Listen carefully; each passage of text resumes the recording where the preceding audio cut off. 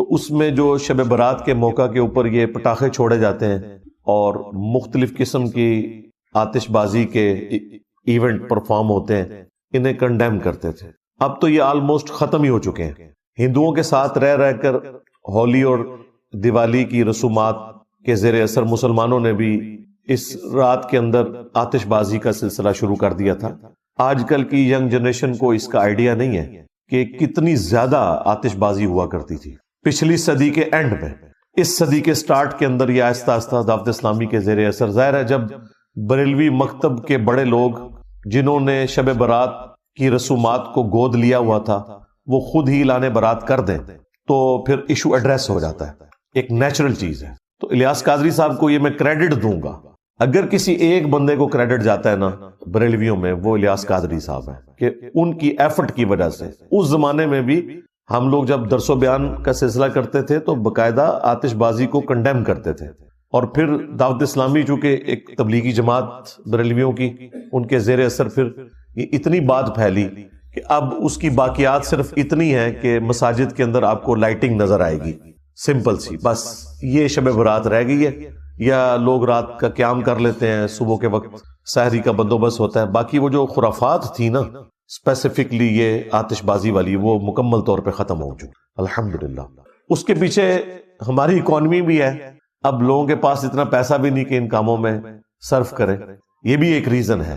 اور ایک تیسری ریزن بھی ہے کہ اس قسم کے جو آتش بازی کے سامان رکھنے والی دکانیں تھیں ان میں کئی دفعہ آگ لگی، اس کی وجہ سے کافی گھر ڈیمیج ہوئے، ظاہر ہے وہ بارود ہی رکھا ہوا تھا، ارد گرد کی بلڈنگز بھی گری، تو اس کی وجہ سے گورنمنٹ نے بھی تھوڑی سختی کرنا شروع کی آہستہ آہستہ۔ یہ معاملہ اب شادی بیاہ کے موقع کے اوپر جو آپ کو یہ چند ایک آتش بازی کے نمونے نظر آتے ہیں، یا نیو ایئر کے سٹارٹ کے اوپر، بس یہی رہ گئے، ورنہ سب سے زیادہ اگر آتش بازی ہوتی تھی نا، میں 90s کی بات کر رہا ہوں، جب ہم لوگ ینگ ایج میں تھے، خیر ابھی بھی ہم جوان ہیں الحمدللہ، تو اس وقت اتنی زیادہ یہ ہوتی تھی، اور خود ہم بھی اس میں شامل تھے، انار چھوڑنا، اس طرح وہ ایک ڈزی بنائی ہوئی ہوتی تھی، اس میں وہ فاسفورس تھوڑا ڈال کے دھڑل کر کے مارتے تھے، اور یعنی مغرب کے بعد سے یہ طوفان بدتمیزی شروع ہو جاتا تھا۔ خیر پھر جب دعوت اسلامی کے ساتھ اٹیچمنٹ ہو گئی، پھر آہستہ آہستہ ان چیزوں سے توبہ کی اور اسے کنڈیم کرنا شروع کیا۔ اب بہرحال یہ کافی حد تک ایشو ایڈریس ہو چکا ہے۔ اب صرف وہ رسومات جو دین کے نام کے اوپر اس میں جاری ہیں، ان کے بارے میں میرا موقف ذرا ڈھیلا ہے، میں اتنا سخت نہیں ہوں۔ اس کی وجہ یہ ہے کہ کافی کمزور روایتیں ہیں جو اس کو سپورٹیو ہیں۔ بہرحال صوفیاء نے شب برات کے نام کے اوپر جو عجیب و غریب قسم کی عبادات اور لمبے چوڑے نوافل بتائے، ان کی تو کوئی اصل نہیں ہے۔ جو تھوڑا بہت ملتا ہے وہ میں انشاءاللہ بتا دوں گا آپ کو۔ اہل سنت کے ہاں تو یہ شب برات منائی جاتی ہے چھٹکارے کی رات، برات عربی زبان میں کہتے ہیں چھٹکارے کی رات، 14 اور 15 شعبان کی درمیانی رات، اور 15 شعبان کا روزہ رکھا جاتا ہے۔ اہل تشیع کے ہاں بھی آپ کو اس رات دیگیں کھڑکتی ہوئی سنائی دیں گی۔ ویسے تو آپ اہل تشیع کی مساجد کے باہر سے گزریں تو تقریباً ہر ہفتے کوئی نہ کوئی دیگ کھڑک رہی ہوتی ہے، کوئی نہ کوئی ایکٹیویٹی، کبھی کسی امام کی ولادت کا دن آ جاتا ہے، کبھی کسی امام کی شہادت کا دن آ جاتا ہے۔ وہ بس شیطان کے ہتھے چڑھ چکے ہیں، انہوں نے اس قسم کی رسومات کو دین کا نام دے دیا ہے، نہ کوئی نماز کے ساتھ لینا دینا، نہ کوئی روزوں کے ساتھ لینا دینا، بس محرم کے موقع کے اوپر چند ایک ایکٹیویٹیز، ان میں سے بھی اکثر بدعت ہی ہیں جو دین میں داخل کر دی ہیں دین کے نام کے اوپر، اور باقی پورا سال یہ جو مختلف ان کی تاریخیں چلتی رہتی ہیں۔ تو عین اس رات میں بھی وہ ایک ایکٹیویٹی پرفارم کر رہے ہوتے ہیں، اسے وہ شعبانیہ کا نام دیتے ہیں۔ عام لوگوں کو تو ظاہر نہیں پتا، اہل سنت کو بھی نہیں پتا کہ وہ شب برات نہیں منا رہے ہوتے۔ اس رات امام محمد مہدی ابن حسن العسکری، جو ہمارے نزدیک امام مہدی قرب قیامت میں آئیں گے، ان کے نزدیک پیدا ہو کر وہ غیابت میں جا چکے ہیں، ان کی ولادت کی رات ہے، وہ 14 اور 15 کی درمیانی رات شعبان المعظم کی۔ تو وہ ان کی ولادت کی رات کے طور پر وہ لائٹنگ اور وہ دیگیں اور وہ باقی سارے معاملات کر رہے ہوتے ہیں۔ اہل تشیع بھی اس رات کو ایکٹیویٹی کے طور پہ نہیں مانتے۔ اہل تشیع کا بھی جو شب برات یا لیلۃ القدر کے حوالے سے موقف ہے وہ وہی ہے جو اہل علم اہل سنت کا ہے، کہ وہ رمضان المبارک میں وہ رات آتی ہے۔ صحیح بخاری، صحیح مسلم، جامعہ ترمذی، سنن ابی داؤد، سنن نسائی، ابن ماجہ، الموطا امام مالک، مسند احمد، المستدرک للحاکم، اسی طریقے سے سنن البیہقی، سنن الکبری البیہقی اور باقی کتابیں، آلموسٹ 13 کتابوں کے یہ سمجھ لیں نوٹس ہیں شیخ زبیر لیزئی رحمہ اللہ تعالی کی تحکیم اور تخریج کے ساتھ ہماری ویب سائٹ اہلسنتپاک.com پہ 3 فائلز 18 MB کی موجود ہیں، جسے شوق ہے وہ ڈاؤن لوڈ کرے۔ اس کے میں نمبرز بتاؤں گا، اور اسی کے فٹ نوٹ پہ آپ کو جو پرائمری کتابیں ہیں بخاری اور مسلم، ان کے نمبرز بھی مل جائیں گے، اور بخاری اور مسلم کے علاوہ جو احادیث ہیں ان کے نمبرز اور ان کے اوپر حکم بھی لگا ہوا آپ کو انشاءاللہ تعالی اس میں مل جائے گا۔ اور اس کے تعارف میں نے الگ سے ایک ڈیٹیل لیکچر بھی ریکارڈ کروایا ہے، وہ ضرور دیکھیں۔ مسئلہ نمبر 111B، مشکات المصابیح کا مکمل تعارف۔ تو یہ 10 احادیث، اس میں سے پہلی حدیث صحیح بخاری اور صحیح مسلم کی متفق علیہ حدیث ہے، اور مشکات میں اس کا نمبر ہے 1223 اور یہ بڑی مشہور حدیث ہے، جس سے آپ کو یہ بات پتا چلے گی کہ چاہے شب قدر ہو یا کوئی اور رات ہو، اس میں جو فضائل و برکات ہیں وہ کسی نہ کسی درجے میں روزانہ رات کے اندر آخری تہائی پہر کے اندر موجود ہے۔ اور یہ بڑی مشہور حدیث ہے۔ آپ صلی اللہ علیہ وآلہ وسلم نے فرمایا، ہر رات یعنی 355 دن قمری اعتبار سے اور 365 دن سولر ایئرز کے اعتبار سے، ہر رات جب آخری تہائی رات باقی رہ جاتی ہے، یعنی رات کی ڈیوریشن ہے غروب آفتاب سے لے کر فجر کا وقت شروع ہونے تک، اس کو کہتے ہیں رات۔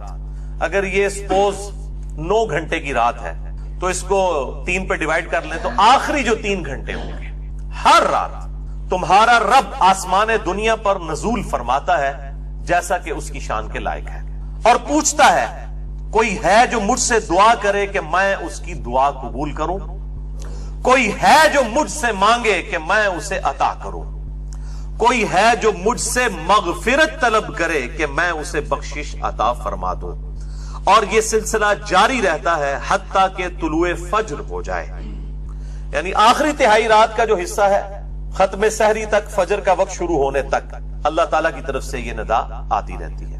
اب یہ جو اللہ تعالیٰ کا نزول ہے اپنی شان کے لائق، یہ متشابہات میں سے ہے، اور اس میں دونوں ایکسٹریمز ہیں۔ ایک طرف جو ہے وہ جامعہ ہیں جو بالکل باطل تعویلات کرتے ہیں ان کی، اور دوسری طرف جو ہے وہ مجسمہ ہے جو اللہ تعالیٰ کے لیے بالکل فزیکل جس طریقے سے مثالیں دی جاتی ہیں وہ مثالیں بیان کرتے ہیں۔ یہ دونوں اہل سنت کی مین سٹریم سے ہٹے ہوئے ہیں، اور انہی کی باقیات کسی نہ کسی فارم میں آج جو ہے وہ آپ سمجھ لیں حنفیوں اور بعض سلفی علماء کے اندر موجود ہے، کہ بعض اوقات وہ اس طریقے سے ان صفات کو بیان کرتے ہیں سلفی کہ وہ مجسمہ والا عقیدہ محسوس ہونا شروع ہو جاتا ہے۔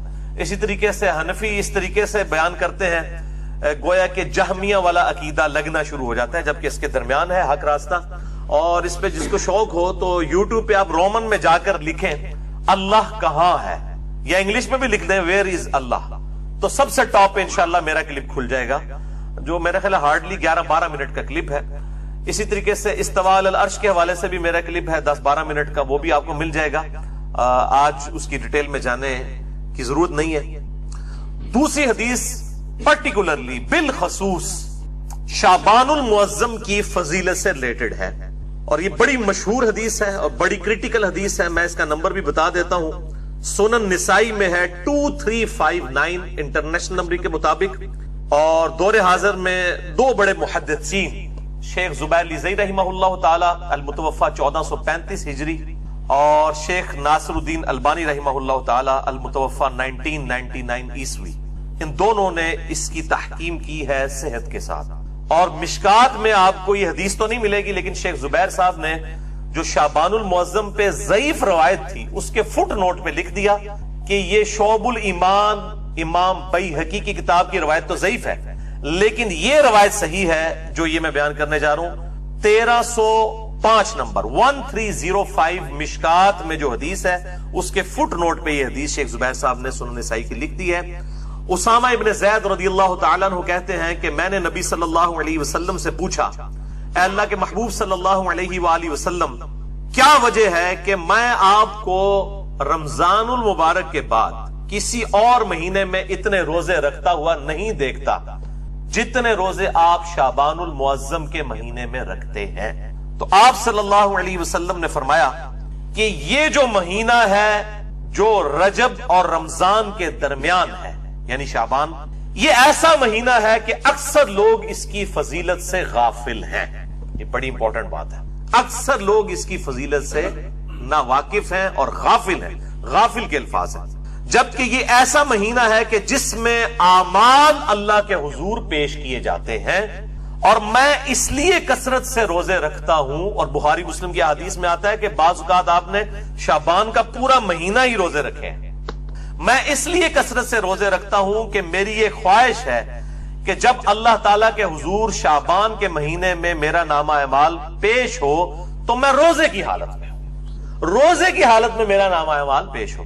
اچھا، نامہ اعمال جو ہے بخاری مسلم کی ایک حدیث میں آتا ہے کہ روزانہ بھی پیش ہوتے ہیں. عصر اور فجر کے وقت فرشتے جو ہیں وہ بدلتے ہیں. اسی طریقے سے اسی کانٹیکسٹ میں ایک حدیث ہے صحیح مسلم میں اور جامعہ ترمذی میں موجود ہے اور مشکات میں ہے 2056 کہ آپ صلی اللہ علیہ وآلہ وسلم ہر پیر اور جمعرات کا روزہ رکھتے تھے. پوچھا گیا کیوں رکھتے ہیں تو فرمایا ہر پیر اور ہر جمعرات کو نامہ اعمال اللہ کے حضور پیش ہوتے ہیں. میری خواہش ہے کہ میں روزے کی حالت میں میرا نامہ اعمال اٹھایا جائے. یعنی ہفتہ وار بھی پیشی ہوتی ہے پیر اور جمعرات کو، روزانہ جو ہے عصر اور فجر کے وقت، اور ہفتے میں پھر وہ کمبائنڈ فارم میں جس طرح ہمارا بھی ہوتا ہے کہ ایک سال کا بجٹ آتا ہے پھر مہینوں پہ ڈیوائیڈ ہوا ہوتا ہے پھر منی بجٹس ہوتے ہیں. تو اللہ تعالیٰ کا بھی جو سال کا پورا سیشن ہے وہ شب قدر ہے جو رمضان کے آخری عشرے کی طاق راتوں میں ہے، اور جو ہفتہ وار ہے وہ اس اعتبار سے پیر اور جمعرات اور روزانہ فجر اور عصر کے وقت، اور سال میں ایک مہینہ اللہ تعالیٰ نے مخصوص کیا ہے. ایک تو ایک رات ہے نا، ایک مہینہ بھی مخصوص ہے، وہ شعبان المعظم کا مہینہ ہے اس حدیث کے تحت. اچھا، اسی کانٹیکسٹ میں ایک اور حدیث بھی ہے جو صحیح مسلم میں ہے اور مشکات میں اس کا نمبر ہے 2045 کہ آپ صلی اللہ علیہ وسلم سے جب پیر کے روزے کے بارے میں پوچھا گیا تو آپ نے فرمایا فیہ ولدت وفیہ انزل علیہ، کہ میں پیر کا روزہ اس لیے رکھتا ہوں کہ اس دن میں پیدا ہوا اور اسی دن مجھ پر پہلی دفعہ وہی نازل ہوئی. یعنی اللہ تعالیٰ نے آپ کو مبعوث فرمایا. نبی پیدائشی طور پہ نبی ہوتا ہے لیکن مبعوث اس وقت ہوتا ہے جب اللہ تعالیٰ کی طرف سے حکم اس کی طرف آتا ہے. تیسری حدیث بھی بخاری اور مسلم دونوں میں موجود ہے، مشکات میں ہے 2036.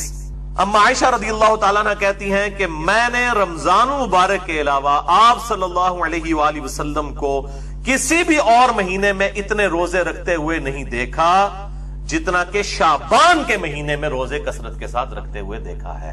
چوتھی حدیث صحیح مسلم سے مشکات میں ہے 2036. اس میں اما عائشہ کے الفاظ ہیں کہ آپ صلی اللہ علیہ وسلم شعبان کا پورا مہینہ ہی روزہ رکھا کرتے تھے.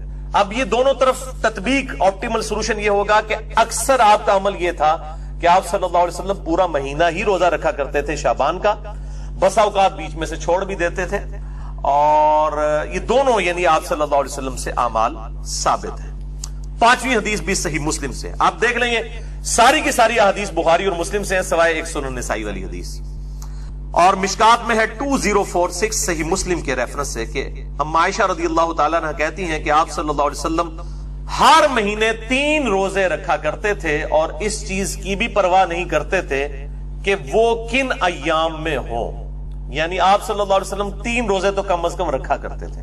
مہینے کے ہر ہفتے میں بھی 2 روزے ہوتے تھے، وہ 8 روزے الگ ہیں پیر اور جمعرات کے. اس کے علاوہ مہینے میں 3 روزے، لیکن اس کی پرواہ نہیں کرتے تھے کہ کن دنوں میں ہوں. لیکن ایک عمومی عمل ہے وہ ایام 20 کا ہے. یہ 20 الپس بیضا ہم اردو میں بھی استعمال کرتے ہیں، یعنی جن دنوں میں چاند گول ہو جاتا ہے وہ ایام 20. عربی میں بید کہلائے گا، ضاد آتا ہے اینڈ پہ، اور اردو میں 20 با یا اور ضاد. جن دنوں میں چاند گول ہوتا ہے انہیں کہتے ہیں ایام 20. 13 14 اور 15 چاند کی راتیں، ان میں آپ صلی اللہ علیہ وسلم کا عمومی عمل تھا. ویسے اگر یہ نہ بھی رکھیں تو باقی دنوں میں ضرور 3 روزے مہینے کے پورا کیا کرتے تھے.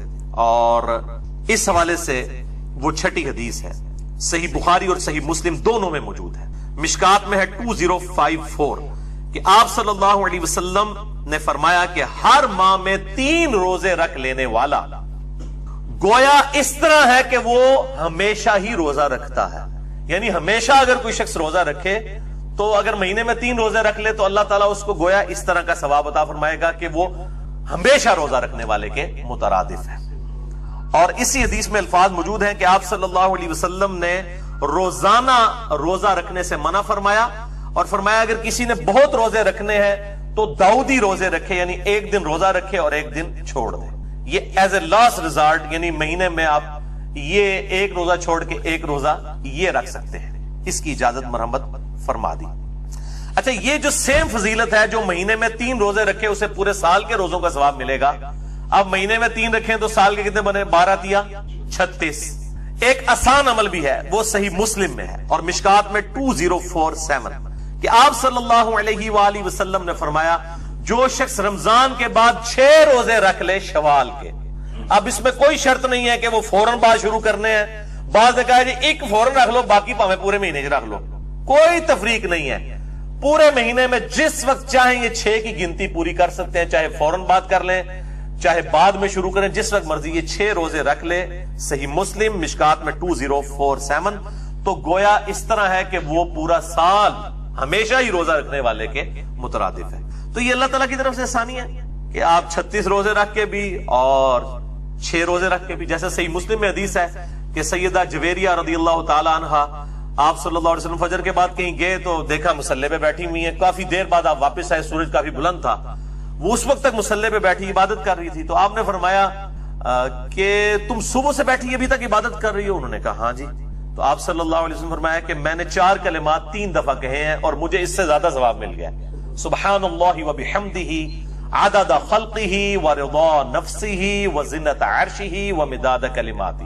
یہ 4 کلمات سبحان اللہ وبحمدہ کے ساتھ 3 دفعہ کہہ لیے اور کہا تم سے زیادہ ثواب مجھے مل گیا. وہی اللہ کی رحمت ہے. اسی طریقے سے شوال کے 6 روزے سے بھی پورے سال کے روزوں کا ثواب مل جائے گا. مہینے کے 3 روزے رکھنے سے بھی پورے سال کے روزے. تو آپ چوپڑیاں نالے 2 کرو. جس کو زیادہ شوق ہے وہ 3 روزے بھی رکھے، شوال کے 6 روزے بھی رکھے. باقی میرا اپنا پرسنل جو ہے ایکسپیرینس اور تجربہ یہ کہتا ہے کہ اگر رمضان کے فوراً ساتھ ہی 6 رکھ لیے جائیں تو وہ آسان ہوتے ہیں رکھنے، کیونکہ ایک روٹین بنی ہوئی ہوتی ہے. جب آپ روٹین توڑتے ہیں پھر ذرا مشکل ہو جاتا ہے. جائز تو ہے اور اس میں کوئی قدغن بھی نہیں ہے، لیکن اس وقت فوراً ساتھ رکھ لینا آسانی ہوتا ہے. 7ویں حدیث بھی بخاری اور مسلم دونوں میں ہے، مشکات میں 1262. سیدنا ابو ہریرہ کہتے ہیں رضی اللہ تعالیٰ عنہ کہ نبی صلی اللہ علیہ وسلم نے مجھے 3 کاموں کی نصیحت کی تھی. نمبر 1 مہینے میں 3 روزے رکھنا، وہی ایام 20 والے. نمبر 2 روزانہ اشراق یا چاشت یا دوحہ یا اوابین، یہ چاروں ایک ہی نماز کے نام ہے. میرا مسئلہ نمبر آپ 30 دیکھ لیں، میں نے اس میں بتایا. چاشت کی کم از کم 2 رکعتیں پڑھ لینا، اور تیسرا سونے سے پہلے وتر پڑھ لینا. ویسے تو افضل ہے آخری پیر میں، لیکن جو شخص مطلب اہتمام نہ کر سکتا ہو تو سونے سے پہلے ضرور پڑھ لے. آپ صلی اللہ علیہ وسلم سے ہر طرح ثابت ہے، سونے سے پہلے بھی اور رات کو اٹھ کے بھی. اور نماز وتر پہ میں نے ڈیٹیل 2 گھنٹے کا لیکچر دے دیا ہے. مسئلہ نمبر 130، مسئلہ نمبر 130 نماز وتر سے متعلق صحیح فقہی احکام و مسائل. 8ویں حدیث سنن نسائی سے ہے، مشکات میں اس کا نمبر ہے 2071. ابن عباس رضی اللہ تعالیٰ عنہ کہتے ہیں کہ آپ صلی اللہ علیہ وآلہ وسلم چاہے سفر ہو چاہے مقیم حالت میں حضر میں ہو، آپ صلی اللہ علیہ وسلم ایام 20 کے روزے کبھی نہیں چھوڑتے تھے. سفر میں بھی رکھتے تھے 13، 14 اور 15.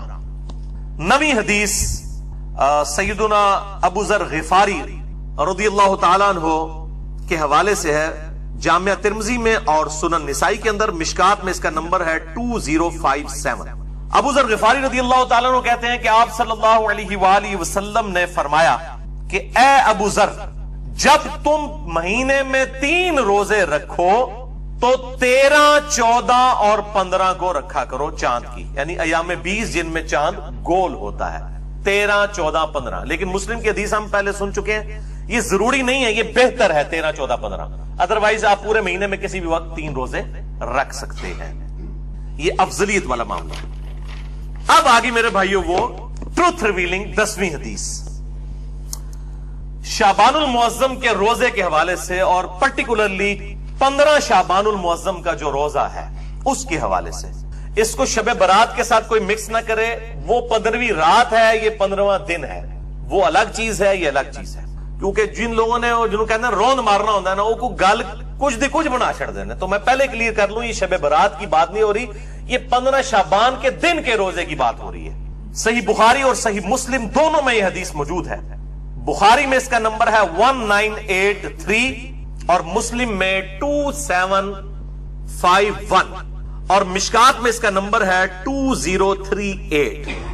और इस हदीस से जो मैं रिजल्ट निकाल रहा हूं, ये मेरा तफर्रुद नहीं है, अहले सुन्नत ही में से एक अहले हदीस में से निकला हुआ ऑफशूट है जमातुल मुस्लिमीन वाले, उनका भी यही मौकिफ है। वो भी 15 शाबान के रोजे को ना सिर्फ सुन्नत बल्कि वाजिब समझते हैं, वो दूसरी एक्सट्रीम पे हैं, मैं उनका भी रद्द कर दूंगा। बहरहाल वो 15 शाबान के रोजे को बुखारी और मुस्लिम की इस हदीस के तहत सुन्नत समझते हैं। सैयदना इमरान बिन हुसैन रज़ियल्लाहु ताला अन्हु कहते हैं कि नबी सल्लल्लाहु अलैहि वसल्लम ने मुझसे या किसी और शख्स से ये बात पूछी। अब वो ताबी को याद नहीं कि इन्हीं से पूछी थी या किसी और सहाबी से। क्या पूछा? असुम्तु मिन सररी शाबान, क्या तुमने शाबान, सररी शाबान, ये सरर अरबी में दो मानों में इस्तेमाल होता है। एक तो ये उर्दू में भी हम सिरे के तौर पे भी इस्तेमाल करते हैं ना, शाबान के सिरे का रोजा रखा है, या वो सिरा होगा पहला अशरा या होगा तीसरा अशरा। और एक जो सरर का माना है वो दरमियान और बीच भी आता है, खोखली चीज, सेंटर के लिए भी ये सरर का लफ्ज इस्तेमाल होता है। और ये अप्रोप्रिएट ट्रांसलेशन है, क्योंकि इसको स्पोर्टिव एक और हदीस है जो मैं इंशाअल्लाह ऑन कैमरा भी दिखा दूंगा इंशाअल्लाह। तो तुमने सरर शाबान यानी शाबान के बीच का रोजा रखा है? तो उन्होंने अर्ज किया, नहीं या रसूलल्लाह सल्लल्लाहु अलैहि वसल्लम। तो आपने फरमाया, फिर जब तुम रमजान के रोजे मुकम्मल कर लो तो शवाल के अंदर 2 रोजे रख लेना। यानी ये एक रोजा छूटा है, अब इसके बदले 2 रोजे रख देना। ये तरगीब दिलाने के लिए, कोई वाजिब नहीं, तरगीब दिलाने के लिए, यानी वो इसके इक्विवेलेंट 2 रोजे हो जाएंगे। बाद लोग इस तरफ गए कि ये जो बीच वाला शाबान है इससे मुराद अयाम बीज के 3 रोजे हैं। भाई अगर 3 छोड़े होते तो उसके बदले 6 रखवाए जाते, या कम से कम 3 को कम करके तो आपने 2 नहीं करवाने थे। लॉजिकली 3 को 3 तो रखना चाहिए था। तो इससे मुराद एक ही रोजा है 15 शाबान का, सेंटर का, और उसके इक्विवेलेंट फिर कहा गया अगर वो रह जाए तो शवाल में 2 रोजे रखना। ये हदीस बुखारी और मुस्लिम दोनों में है। सही मुस्लिम में एक इसका तरीक है जिसने बिल्कुल ये एम्बिगुइटी जो इबहाम है वो दूर कर दिया। इंटरनेशनल नंबर के मुताबिक 2745 है, ये मिशकात में मौजूद नहीं है, मुस्लिम में है। और इसमें सररी शाबान की जगह लफ्ज है सुर्रती हाज़ा शहर। सुर्रा कहते हैं अरबी में नाफ को। नाफ तकरीबन जिस्म के सेंटर में होती है, ये आप समझ ले सेंटर ऑफ ग्रेविटी है इंसान का, नाफ, नेवल हम इंग्लिश में कह देते से। तो ये सुर्रा वो आता है ना, तहतु सुर्रा और फौकु सुर्रा, नाफ के ऊपर नाफ के नीचे, अला सुर्रा। तो उसमें सुर्रती हाज़ा शहर है। सही मुस्लिम 2745।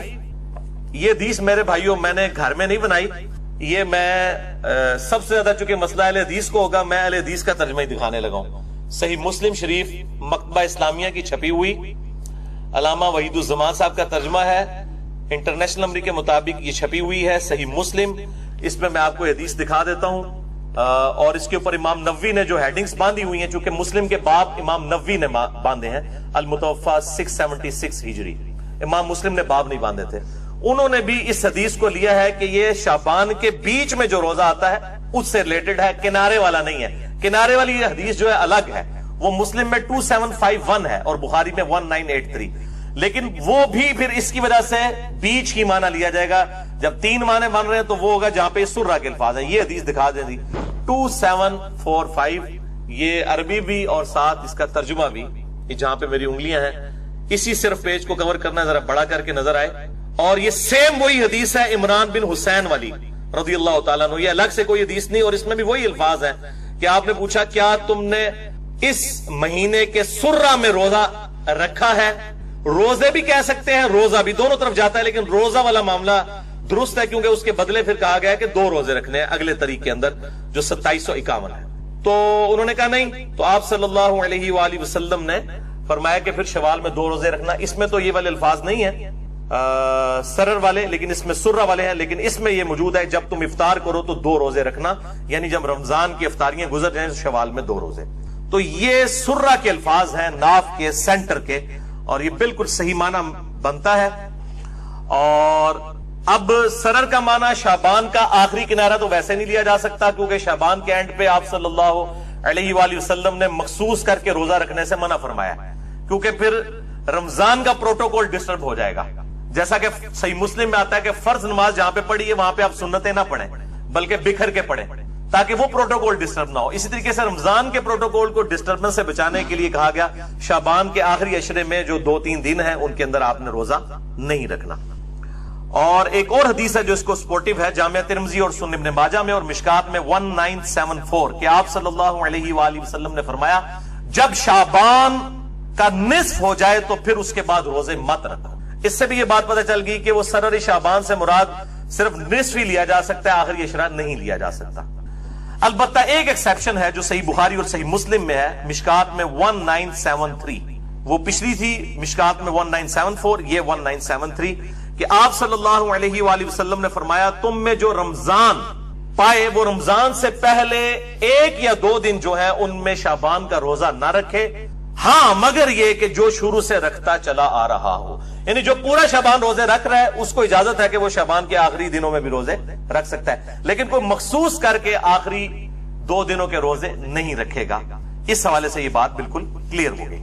تو اب اس میں فائنل کنکلوژن یہ ہوا کہ ایام 20 کے کانٹیکسٹ میں 3 روزے شعبان کے اندر تو سنت ہے, 13, 14 اور 15, اور اس میں بھی جو پرٹیکولرلی 15 شعبان کا روزہ ہے جو سرہ ہے, سینٹر ہے اس کا, جو صحیح مسلم میں ہم نے حدیث پڑھ لی 2745, اس کے تحت وہ روزہ رکھا جائے گا.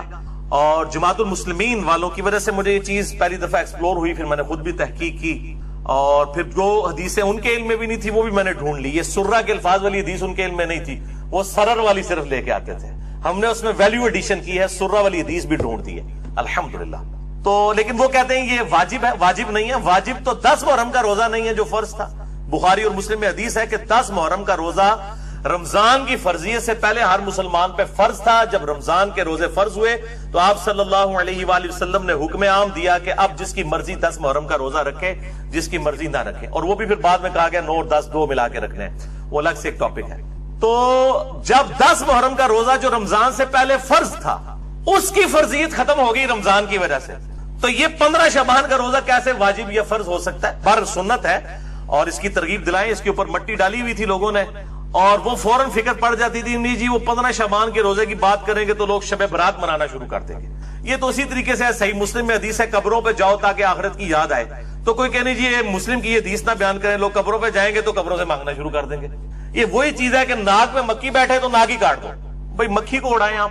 تو یہ جو علماء کے فرقہ وارانہ تعصب پر مبنی رویے ہیں, اب آج تو زیر عتاب اہل حدیث علماء میں, اس کے علاوہ بھی جو بریلوی دیوبندی ان کے اندر اس سے زیادہ خرابیاں پائی جاتی ہیں, اہل تشیع کے اندر اس سے زیادہ خرابیاں پائی جاتی ہیں. میں سب کو مطلب پرٹیکولر کر رہا ہوں. ظاہر ہے کہ بعض اوقات کسی ایک کا دن ہوتا ہے, آج چونکہ ان کا دن آیا ہوا ہے اور اس کے بعد اب بریلیوں والا معاملہ شروع ہو جائے گا. شب برات کے حوالے سے کوئی روایت بھی صحیح سند سے ثابت نہیں, البتہ ایک تابعی کا قول ہے, میں وہ بیان کر دوں گا انشاءاللہ تعالی. تو یہ جو روزہ ہے اب 1438 ہجری جو یہ سال اب ہے ہجری اعتبار سے, اس میں جو شعبان المعظم 1438 ہجری کا جو 15 شعبان کا روزہ ہے وہ آ رہا ہے 12 مئی 2017 کو. آج 6 مئی 2017 ہے, 12 مئی 2017 جمعے کے دن. اور بخاری و مسلم میں حدیث موجود ہے, ابو داؤد میں ذرا وضاحت کے ساتھ ہے, آپ صلی اللہ علیہ وسلم نے اکیلے جو ہے وہ جمعے کا روزہ اور اکیلا ہفتے کا روزہ رکھنے سے منع فرمایا. لیکن اسی مسلم کی حدیث میں الفاظ ہیں جو میں آگے چل کے وہ حدیث بیان بھی کر دوں گا کہ اگر یہ جو جمعے کا روزہ ہے یہ بیچ میں آ جائے یا کوئی خاص ایک مخصوص ٹائم کے اوپر آ جائے پھر وہ ایکسیپشن ہے. یعنی اگر 10 محرم آ جاتی ہے جمعے والے دن, یا اسی طریقے سے یوم عرفہ کا روزہ آ جاتا ہے جمعے والے دن, تو پھر اب یہ نہیں دیکھا جائے گا کہ جمعے کا روزہ منع ہے تو یوم عرفہ کا بھی روزہ نہیں رکھیں گے, نہیں. یا ہفتے والے دن آ جائے تو روزہ رکھا جائے گا, البتہ بالکل مخصوص کر کے, جس طرح یہودیوں نے ہفتے کا دن کر لیا اور عیسائیوں نے اتوار کا دن, اس طریقے سے مخصوص کرنے کو آپ صلی اللہ علیہ وآلہ وسلم نے منع فرمایا ہے. اور یہ حدیث صحیح مسلم میں ہے 2684 اور مشکات میں ہے 2052 کہ آپ صلی اللہ علیہ وآلہ وسلم نے فرمایا تم میں سے کوئی شخص شب جمعہ کو قیام کے لیے اور جمعے کے دن کو روزے کے لیے مخصوص نہ کر لے سوائے اس کے کہ تمہارے روزوں کے درمیان وہ آ جائے. اگر وہ کوئی ایسا معاملہ ہے جو علیحدہ سے فضیلت موجود ہے, یا آپ کنزیکٹیو روزے رکھ رہے ہیں یا الگ سے فضیلت ہے, اس کی پھر ایکسیپشن ہے. اور بیسیکلی یہود و نصارہ کی مخالفت کے لیے بات کی گئی, لیکن افسوس امت صرف جمعے کی نماز ہی پڑھتی ہے.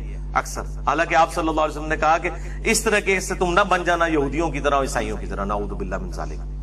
تو 15 شعبان 1438 ہجری بمطابق 12 مئی 2017 اسلام آباد میں ختم سحری جو ہے وہ 3:30 ہے، اور آپ جہلم کا نکالنا ہے تو آپ 3 منٹ مائنس کر لیں. اور اسلام آباد میں افطار جو ہے وہ پورے 7 بجے ہے. یہ دارالاسلام کا جو کیلنڈر ہے، جو پرو مسلم سافٹ ویئر سے بھی آپ میچ کر لیں تو آپ کو یہی ٹائم ملے گا. 12 مئی 2017 کو 15 شعبان المعظم کا جو روزہ ہے رکھنا ہے انشاءاللہ تعالی، اور اس کی ترغیب بھی دلائیں. اور 13، 14، 15 3 رکھ لیں تو زیادہ بہتر ہے. بل 15 کا جو روزہ ہے وہ 12 مئی 2017 کو اسلام آباد میں 3:30، تو یہاں ہوگا 3:27 ختم سحری. اور افطار جو ہے وہ 7 بجے، اور یہاں پہ آپ 6:57 بن جائے گا جہلم میں.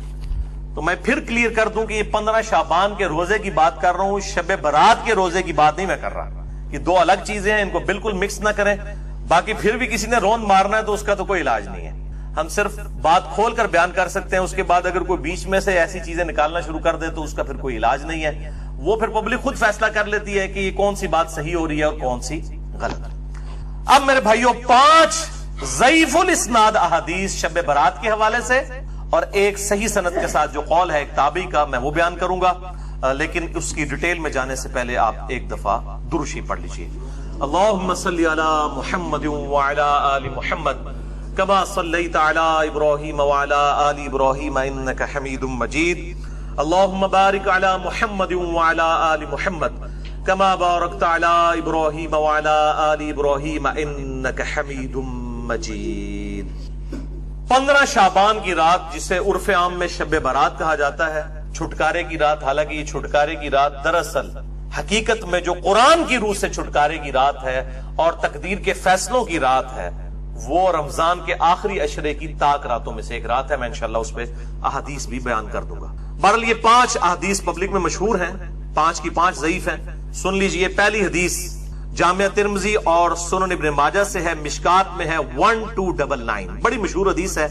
اما عائشہ رضی اللہ تعالیٰ عنہ کہتی ہیں آپ صلی اللہ علیہ وآلہ وسلم کو میں نے ایک رات بستر پہ نہیں پایا تو میں آپ کو ڈھونڈتے ہوئے نکلی تو آپ صلی اللہ علیہ وآلہ وسلم بقیع غرقد تشریف لے گئے تھے، بقیع قبرستان میں، اور آپ صلی اللہ علیہ وآلہ وسلم نے وہاں پر یعنی دعا فرمائی. اور اما عائشہ کہتی ہیں کہ میں آپ صلی اللہ علیہ وآلہ وسلم سے پہلے ہی واپس آ گئی تو آپ صلی اللہ علیہ وسلم نے مجھ سے مخاطب ہو کر فرمایا کہ کیا تم نے یہ گمان کیا تھا کہ اللہ اور اس کا رسول تم سے خیانت کریں گے؟ یعنی سانس پھولا ہوا تھا تو آپ کو پتا چل گیا کہ یہ میرے پیچھے آئی تھی. یعنی مراد یہ کہ تم یہ سمجھی کہ میں کسی اور زوجہ کے پاس چلی گئی. اور وہی اما عائشہ نے کہا کہ ہاں میں یہی سمجھی تھی. تو آپ نے فرمایا یہ بے شک نصف شعبان کی رات ہے، یعنی 15ویں رات ہے شعبان کی، 14 اور 15 کی درمیانی رات. اس رات اللہ تعالیٰ آسمان دنیا پر نزول فرماتا ہے جیسا کہ اس کی شان کے لائق ہے، اور بنی کلب کی بکریوں کے بالوں سے بھی زیادہ لوگوں کی مغفرت کر دیتا ہے. لیکن یہ روایت ہے ضعیف. ڈاکٹر طاہر القادری صاحب یہ روایت پڑھتے پڑھتے ٹھٹک گئے کیونکہ اس کے آگے لکھا تھا امام ترمذی نے کہ روایتی جعلی ہے. لیکن یہ علماء اتنے بے شرم ہیں اور بالکل خیال نہیں کرتے ہیں کہ آدھی حدیثیں پڑھتے ہیں اور چلے کوئی جاہل ہو تو ہم اس کو بینیفٹ آف ڈاؤٹ دے سکتے ہیں، لیکن اگر کوئی عالم اس طرح کی کام کرے گا تو اس کو تو پھر ہم نہیں چھوڑیں گے. یہ بے شرمی کی انتہا ہے اور علمی خیانت کی انتہا ہے. ٹھٹک گئے. آگے کے الفاظ ہیں. امام ترمذی کہتے ہیں کہ یہ روایت منقطع ہے، سب سے شدید جرح ہے کہ راویوں کی ملاقات ہی نہیں آپس میں. اور وہ کہتے ہیں اس میں جو تبع تابعی ہے یحییٰ بن کثیر. یہ جس طریقے سے کئی کہانیاں چل رہی ہیں نا، یہ کنڈے بھی ایک کہانی ہے. اور ظاہر ہے جب بھی کوئی کہانی لانچ کرنی ہوتی ہے امت کے اندر کسی بڑی پرسنالٹی کے ساتھ اسے منسوب کیا جاتا ہے. تو یہ کنڈے منسوب کیے ہیں انہوں نے سیدنا امام جعفر بن محمد باقر بن علی بن حسین بن علی علیہم السلام اجمعین، المتوفى 148 ہجری. وہ کہتے ہیں امام جعفر کسی کو خواب میں آئے تھے، انہوں نے بشارت دی تھی کہ جو رجب کے کنڈے کرے گا تو اس کے لیے یہ بشارتیں ہوں گی. یہ تو سٹارٹ ہی خواب سے ہو رہا ہے، اس کا دین کے ساتھ کوئی لینا دینا نہیں، نہ امام جعفر کے ساتھ کوئی لینا دینا ہے. یہ وہ ایک پراپوگنڈا جو شیعہ کے ہاں چلا اور وہ کنڈے چل رہے ہیں. اور سنیوں کے ہاں بھی چونکہ امام جعفر ایک ڈومیننٹ پرسنالٹی ہے، ان کو رسپیکٹ دی جاتی ہے، ہم خود دیتے ہیں. تو چونکہ اب ان کا نام بولا گیا ہے، جس طرح کہ 11ویں کے اوپر شیخ عبدالقادر جیلانی کا نام بول دیا جاتا ہے تو وہ 11ویں چلنا شروع ہو گئی ہے. اس طرح سنیوں کے ہاں بھی چلنا شروع ہو گئی. باقی دوسری طرف اہل سنت میں جو اینٹی شیعہ ایلیمنٹس تھے انہوں نے کوشش کی کہ جی اس سرمنی کو ڈائلیوٹ کرنے کے لیے انہوں نے ایک نئی کہانی ڈیوائز کی. انہوں نے کہا کہ اصل میں 22 رجب کو حضرت معاویہ ابن ابی سفیان رضی اللہ تعالیٰ عنہ کی وفات ہوئی تھی. اس وفات کی خوشی میں شیعہ جو ہے نا وہ کنڈے بناتے ہیں. یہ ایک نئی کہانی انہوں نے دریافت کی. تو یہ کہانی جب آپ نے دریافت کی ہے تو یہ کہانی دریافت جن لوگوں کے بارے میں کی ہے سر ان کی بھی رائے لے لیں کہ ان کا موقف یہ ہے بھی ہے کہ نہیں. تو وہ آپ کو کہیں گے کہ ہمارے لیے حضرت معاویہ کی موت یا زندگی اتنی اہمیت کی حامل نہیں ہے کہ ہم اس کو سیلیبریٹ کریں. وہ تو کہتے ہیں ہم ان کو کوئی اہمیت دیتے ہی نہیں ہے, ہم ان کو اتنا امپورٹنٹ پرسنالٹی کے طور پہ نہیں مانتے. وہ کیا مانتے ہیں وہ ایک علیحدہ معاملہ ہے, لیکن کہتے ہیں اتنا بھی ہم نے سیریس نہیں لیا ہوا ان کو. یہ اسی طریقے سے ہے جیسا کہ بریلویوں کو یہ کیا کہانی کی کروائی جاتی ہے اور دیوبندیوں کو کہ اہل حدیث اماموں کو نہیں مانتے. ہم بھی بچپن میں, میرا خود بھی سارے فرقوں میں, مطلب میرا تو بلٹ اپ سارا بریلویت میں ہوا ہے. تو اب یہ بہت بڑی کہانی اور چل رہی ہے.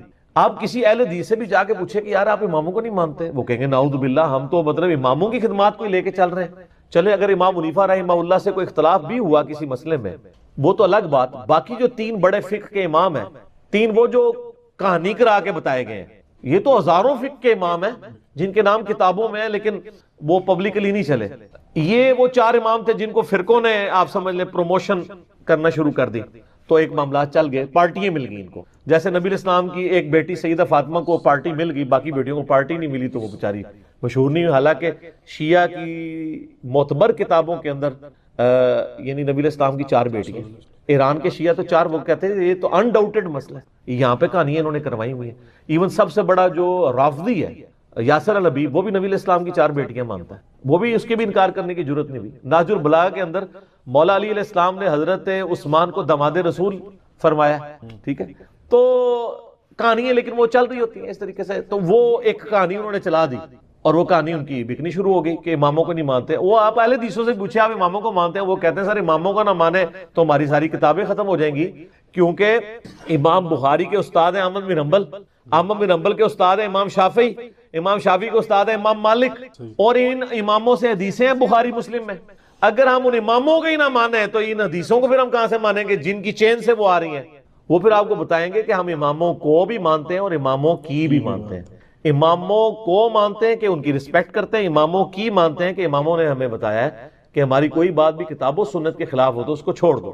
ہم اماموں کی روایت کردہ احادیث کو مانتے ہیں, باقی ان کے جو فتاوی جات ہیں جو دوسری صحیح الاسناد احادیث یا صحابہ کی اقوال کی روشنی میں غلط ثابت ہوتے ہیں, ہماری روشنی میں نہیں ان کی روشنی میں, ہم ان چیزوں کو چھوڑ دیتے ہیں. تو اسی طریقے سے شیعہ کے بارے میں کہانی کرا دی, وہ حضرت معاویہ کی ڈیتھ کا دن منا رہے ہیں اور یہ سنی بھی ان کے دیکھا دیکھی شروع ہو گیا, ان کا اور چل رہا ہے. یہ اصالہ ثواب کے معاملے میں میرا بالکل کیٹاگوریکل ایک اوپینین ہے.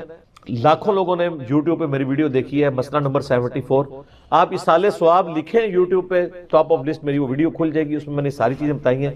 11ویں ہو, میلاد ہو, محرم کی نیاز ہو یا آپ کی یہ رجب کے کنڈے ہوں, ان ساروں کے بارے میں ہے کہ یہ سب کی سب ایکٹیویٹیز دین میں خود سے داخل کی گئی ہیں. ہم ان کو کفر و شرک والا معاملہ نہیں کہتے لیکن بدعت تو ہیں.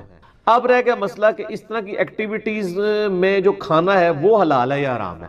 وہ بھی میں نے اس کے اندر بتایا ہوا ہے کہ کھانے کو حرام کہنے کے لیے یہ چیز ضروری ہے کہ آپ پہلے اس کی حرمت ثابت کریں. اس میں 2 طریقے ہیں, یا تو وہ چیز جو پکائی جا رہی ہے وہ حرام ہو, کوئی خنزیر بنا دیتا ہے تو حرام ہے, یا چیز تو پاک تھی لیکن اس کے ذبح کے وقت ذبح کے زبر کے ساتھ غیر اللہ کا نام لیا ہے تو وہ پھر بھی حرام ہو جائے گی. تیسرا مسئلہ ہے تقرب والا. تقرب میں اب 2 طرح کے آپشن ہیں. ایک تقرب یہ ہے کہ کوئی شخص یہ کہتا ہے کہ میں فلاں بزرگ کے اصالہ ثواب کے لیے کر رہا ہوں, حضرت حسین علیہ السلام کو ثواب پہنچ جائے, ایک میری طرف سے ہدیہ, تو اس کے معاملے میں بھی ایسا کوئی سختی والا معاملہ نہیں. لیکن اگر کوئی تقرب یہ کر رہا ہے کہ یہ اصالہ ثواب ان کو پہنچے اور وہ میرے مشکل کشا ہے اور اس کے بدلے میں یہ میری مصیبت حل کر دیں گے, تو وہ تو نیاز کے بغیر ہی عقیدہ شرکی ہے, نیاز تو سائڈ پہ رہ گئی, عقیدہ ہی غلط ہے, ٹھیک ہے نا. تو ہمارا تو موقف یہ ہے کہ ہمارے پاس کوئی اس طرح کی کھانے پینے کی چیز لے آتا ہے, ہم اس سے پہلے پوچھتے ہیں کس کے نام کی ہے. اگر وہ کہتا ہے اللہ کے نام کی ہے تو بسم اللہ پڑھ کے کھا لیں. اگر وہ کہتا ہے یہ فلاں بزرگ کی ہے تو اسے پوچھے یہ بزرگ کے نام سے مراد آپ کیا لے رہے ہیں, کیا ان کی رضا کی خاطر ہے, ان کے نام کا ذبیح ہے؟ تو سر یہ کوئی بھی نہیں آپ کو کہے گا, کوئی جاہل کہہ دے تو کہہ دے, وہ کہے گا نہیں اللہ کے نام دیے ثواب پہنچانا ہے انہوں نے. اچھا جی, پھر زیادہ وہم نکالنا ہے تو آپ پوچھ لیں کہ ثواب پہنچا کے کڈنا کہ جے وچوں جے تسی واقعی کھانا نہیں کھانا تے یہ کھانا کھانا تو اتنے تک ہی سوال رکھو، زیادہ غلوف نہ کریں آپ کیونکہ غلوف کریں گے نا تو معاملات بگڑیں گے. اور یہ میں آپ کو اپنی طرف سے نہیں بتا رہا، صحیح بخاری میں سیدہ عائشہ نے نبی علیہ السلام سے پوچھا یا رسول اللہ علیہ وسلم یہ کچھ نیو مسلم ہے، ہمیں نہیں پتا انہوں نے ذبیحہ صحیح کیا یا نہیں کیا، تو یہ جب کوئی اس طرح کی گفٹ لے کے آتے ہیں ہم کیا کریں؟ آپ نے فرمایا بسم اللہ پڑھ کے کھا لیا کرو. اللہ آپ نے کہا کہ بلاؤ، آپ یہ بھی کہہ سکتے تھے حلف دلواؤ، یہ وہ وہم نکالا کہ مسلمان کا ذبیحہ ہے نا تو حسن ظن رکھو، زیادہ نٹی گریٹی میں نہ پڑھو، ٹھیک ہے نا. اس کا غلط رزلٹ بھی نکال لیا یوسف القرداوی صاحب نے. انہوں نے وہ اسلام میں حلال و حرام ایک کتاب لکھی، اس میں انہوں نے لکھا کہ یہ جو غیر مسلموں کے بھی جو ذبیحے چل رہے ہیں نا، اور جو KFC میکڈونلڈ چل رہے ہیں، جو ڈیفینیٹلی ذبیحے ہے ہی نہیں ہے، وہ اللہ کے نام کے کیا، وہ تو مطلب بالکل ذبح والا معاملہ ہی اس کے اندر اس طریقے سے نہیں ہے، نہ وہ اللہ کا نام لیتے ہیں. وہ کہتے ہیں بسم اللہ پڑھ کے آپ کھا سکتے ہیں، اور اس حدیث سے پلی لی. تو میں نے ان کا بھی رد کیا کہ سر ایڈی بھی کھلی چھوٹی نہ دو، مسلمان کا ذبیحہ ہے نا اس کے اوپر آپ کو وہم نہیں کرنا چاہیے اگر وہ مسلمان ہے. اب وہ اگلا مسئلہ شروع ہو جائے گا کہ وہ بریلوی ہے، دیوبندی ہے، اہل حدیث ہے، شیعہ ہے. یہ نئی کہانی کرنے کی ضرورت نہیں ہے. اہل کتاب کا ذبیحہ بھی حلال ہے. تو اگر آپ ایک دوسرے کو مسلمان ماننے کے لیے تیار نہیں، چلو اہل کتاب ہی مان لو. یہود و نصارہ کی عورتوں سے تو آپ کا نکاح جائز ہے سورۃ المائدہ کے پہلے رکوع کے تحت، اور اسی رکوع میں آتا ہے کہ اہل کتاب کا ذبیحہ بھی حلال ہے.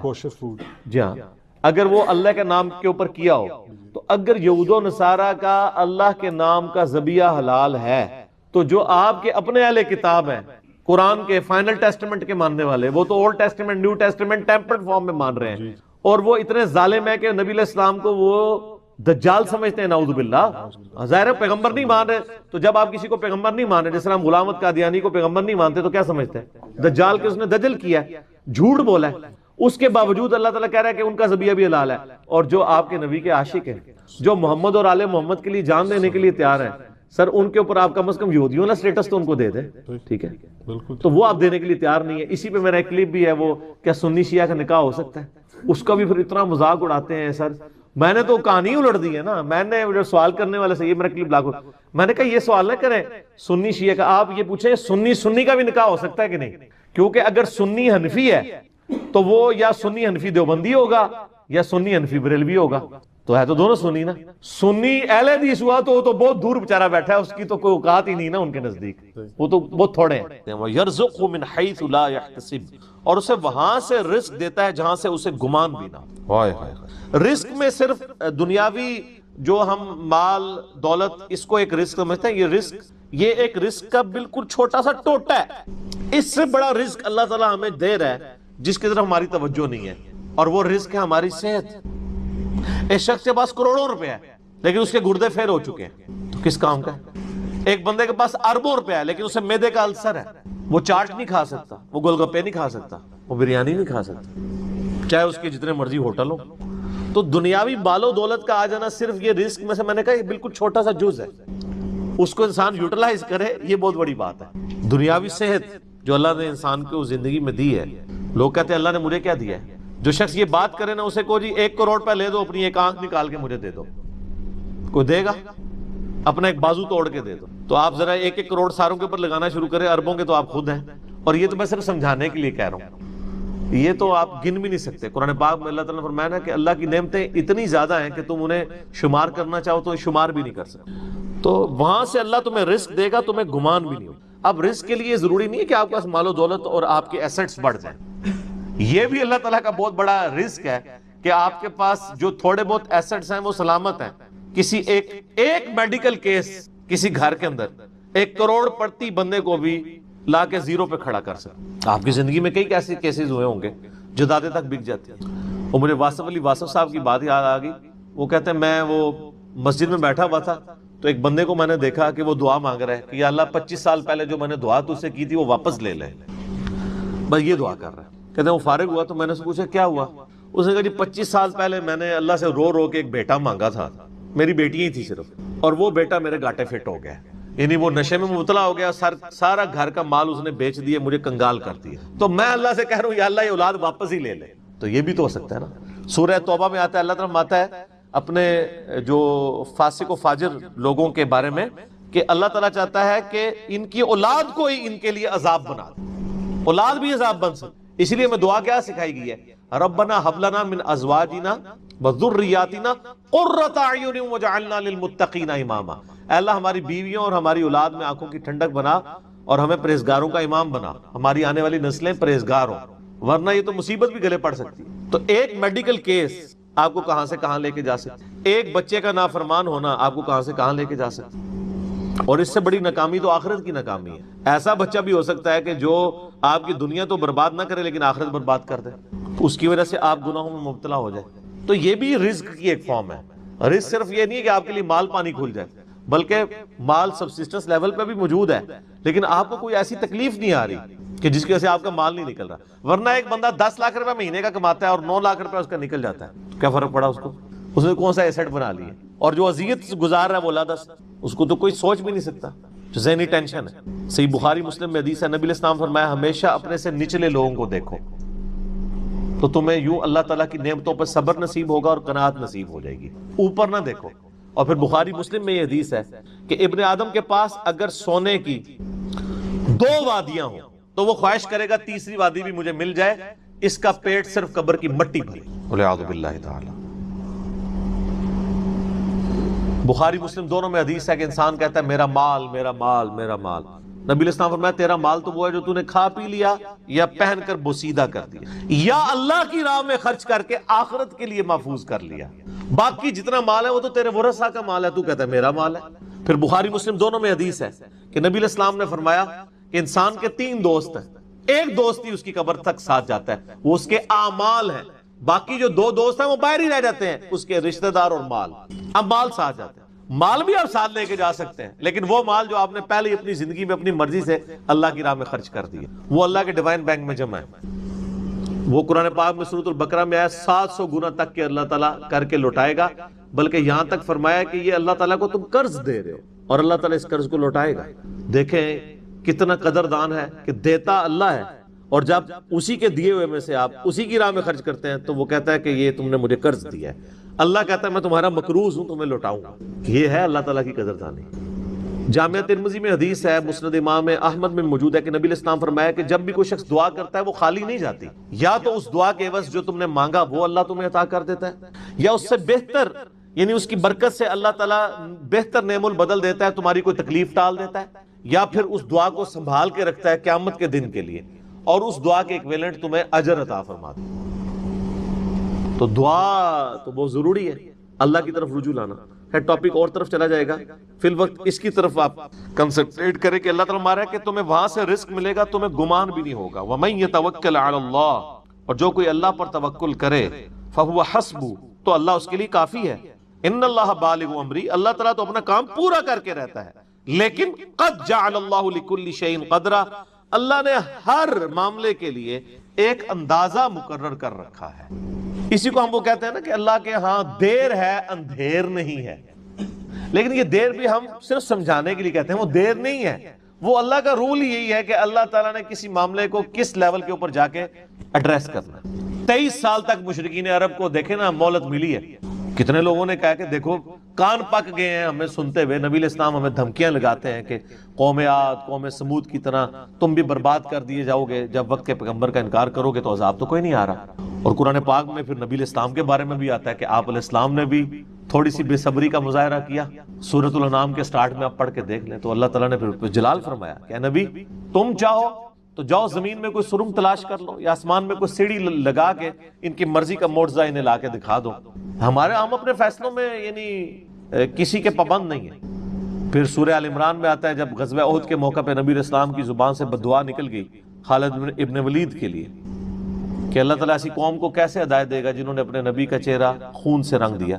یہ صحیح مسلم میں الفاظ ہیں، قرآن پاک میں اشارتاً اس کا ذکر ہے سورہ آل عمران میں۔ اللہ تعالیٰ نے فرمایا کہ نبی آپ کو کوئی اختیار نہیں ہے، اللہ تعالیٰ چاہے تو ان کو ہدایت بھی دے سکتا ہے۔ ہائے ہائے، یہ اللہ کے فیصلے ہیں، یہ کسی انسان کا کوئی فیصلہ نہیں۔ تو اب ان آیات کی روشنی میں بزرگ تو کسی کھاتے میں نہیں بنتے، لوگ بزرگوں کو لے کے بیٹھ رہے ہوتے ہیں، یہ بزرگ دعا کریں گے، بزرگ کر دیں گے، بزرگوں نے کیا کرنا ہے؟ یا تو نبی علیہ السلام کے بارے میں فرمایا جا رہا ہے کہ آپ کو کوئی اختیار نہیں ہے، اللہ تعالیٰ چاہے تو بخش دے، اللہ تعالیٰ چاہے گرفت فرمائے، اللہ تعالیٰ چاہے ڈھیل دے۔ اللہ نے ہر کام کے لیے ایک اندازہ مقرر کیا ہوا ہے، وہ اسی موقع کے اوپر اللہ تعالیٰ اس چیز کو اسٹیبلش، وہ اللہ کے ڈیوائن علم میں ہے کہ کب اللہ تعالیٰ نے اسلام کا غلبہ کروانا ہے. جب نہیں کروایا تو 13 سال میں 125 بندے ہی مسلمان ہوئے ہیں، اور اگلے